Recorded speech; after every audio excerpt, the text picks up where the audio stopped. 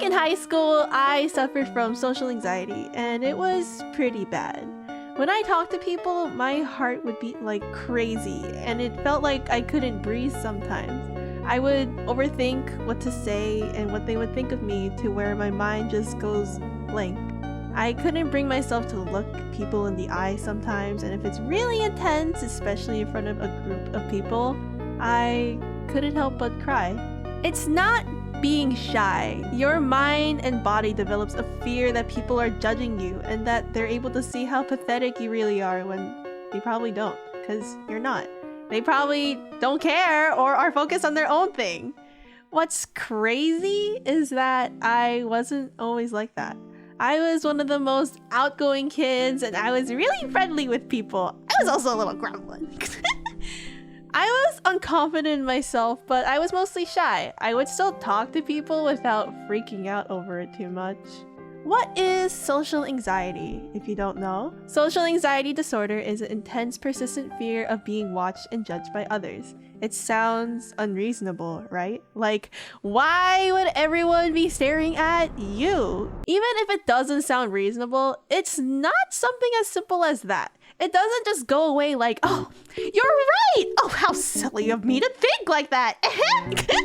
No, it's like you're so focused on your mistakes and all of your flaws. You think it's so obvious. How can anyone not see how much of a failure I really am? It's a mindset that's trying to protect you from getting hurt because you were hurt before when it's only doing more harm than good now. There are different things that can cause social anxiety, and for me, I think it started because of my experiences from school and people. But because of that, I went into high school feeling unconfident in myself and terrified of people because it felt like they were all judging and looking down on me from all the rumors.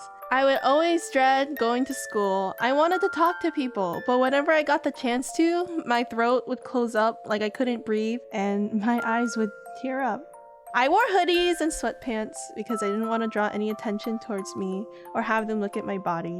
Every time I went shopping for clothes, it felt like people were judging me.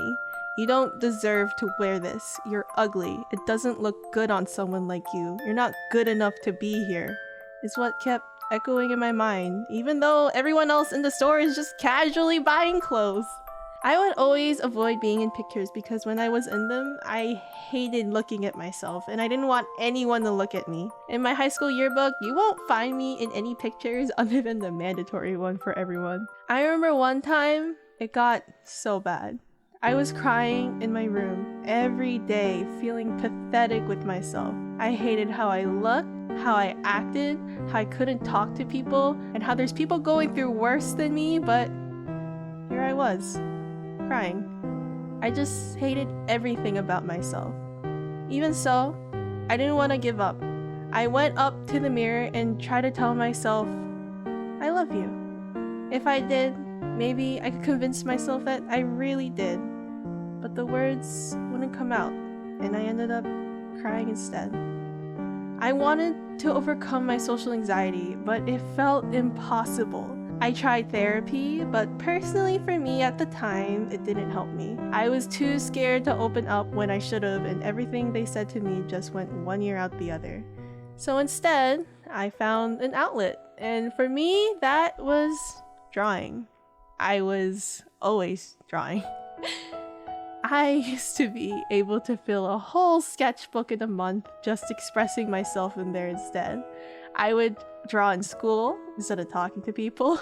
I barely participated in any after-school activities. I just came straight home to draw and work on my comics and watch anime. I felt like art was the only place I could really be myself with no one judging me. I found a voice through my art, and sometimes it felt like it was the only way I could really communicate how I felt.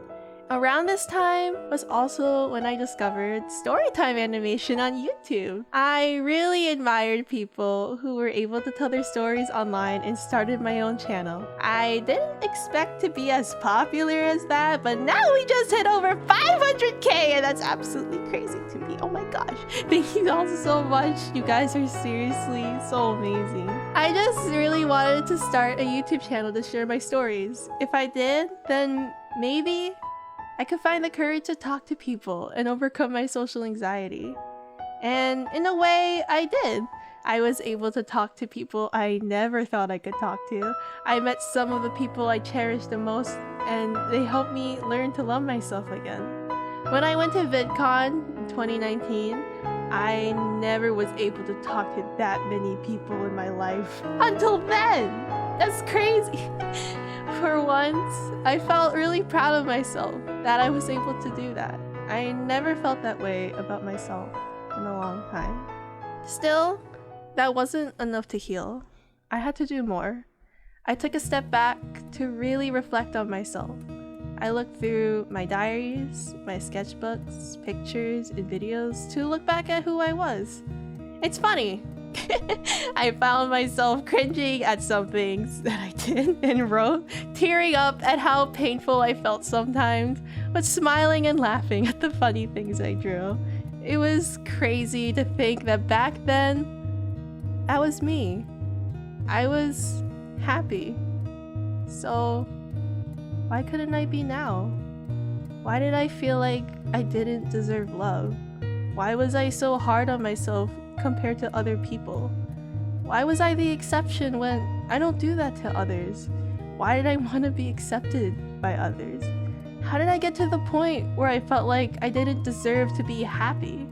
Healing isn't something you can do immediately, but what matters the most is if you can take that first step for yourself.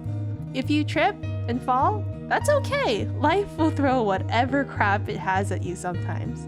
We'll make mistakes, and there'll be times where you feel like you don't deserve to be happy. I've made mistakes to where I still feel like I don't deserve to be happy sometimes. But feeling sorry for yourself won't change anything. Take accountability for your actions if you've done something wrong. Cry and let it out. But after that, stand up and keep pushing forward. Appreciate what you have and what's around you, even the little things. I didn't talk about this to tell you my sob story or have you feel sorry for me. That's not what I want. At the end of my videos, I ask you guys to share your stories. And reading your comments, I know there might be some of you who felt the same way as I did. Honestly, reading your stories also helped me realize I'm not alone either. You guys are like stars in the sky, lighting the way and inspiring me and each other when you share your stories in the comments. Even though we're far away from each other, we can still send a light to each other. I hope talking about my story can help you find the courage to stand up for yourself and realize you are worthy, even if it's just a little push for you to get started.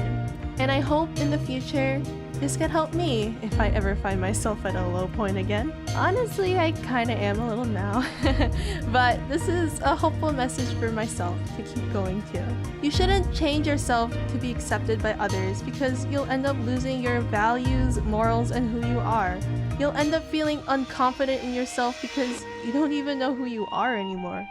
If people don't like you, that's okay. Not everyone will like you. Because there's so many different kinds of people in the world. How can you possibly please all of them? I refuse to change myself to be accepted by others. I want to change myself to be a better person for myself and the people who truly care about me and who I am. I'm still struggling with being myself, socializing with others, and loving myself sometimes. But that's okay. That's part of the journey, and I'm not giving up. I don't want to because I don't want to give up on myself. It's okay. You are imperfect. It's okay to be yourself. You can always try to learn from your mistakes, but that doesn't mean you should beat yourself up for it. Thank you for not giving up on me, even when things were hard. I won't give up on you either. I love you.